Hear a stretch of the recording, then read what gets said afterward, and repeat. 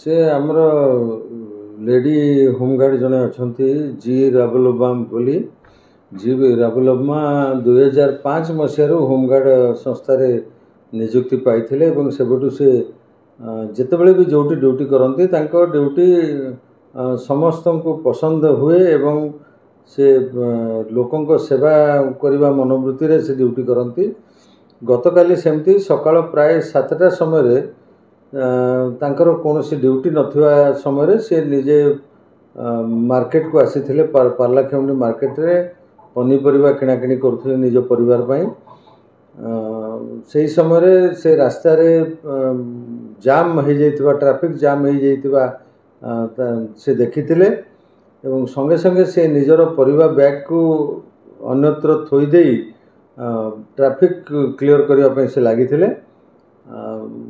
जेहेतु आमर ट्रैफिक कर्मचारी जो माने ड्यूटी रे मुतयन हुअंती सेटा सबुआडर सिस्टम अनुसार सकाळ 8 आरंभ हुए एवं राति 10टा पर्यंत ड्यूटी करती।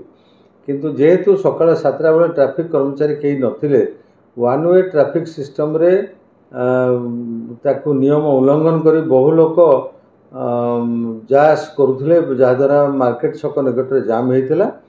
तेबे ये जो जी राबुलोमा निजर व्यक्तिगत काम को जलांजलि दे निजर कर्तव्य को अग्राधिकार देकरी तांकर ड्यूटी नथिले भी से जो ट्रैफिक क्लीयरेंस सेतेबले करिथिले ताकू बहु स्थानीय लोक गणमाध्यम ये माने समस्ते तार वीडियोग्राफी करुथिले एवं तांकर एई भली कर्तव्य को समस्ते भूयसी प्रशंसा करछंती।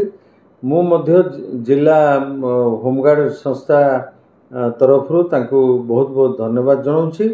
उपरिस्थ अधिकारी मध्य तांकर एई कार्य पई खुशी जाहिर करछंती एवं ऊपर महल रु मध्य तांको ए बाबद रिवार्ड मिलिबो मो पाखरु मध्य रिवार्ड मिलिबो।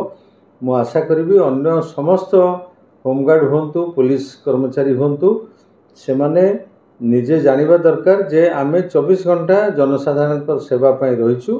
तेनु निजर व्यक्तिगत काम थिले मध्य ये सबू जोटा जनसाधारण को सुविधा सुजोग दे परिबो से भली काम रे निजर मनोनिवेश करिबा कथा एवं समस्ते से जी राबुलोमांकर कर्तव्य रे अनुप्राणित होबा पई मु आशा और विश्वास प्रकट करूछु।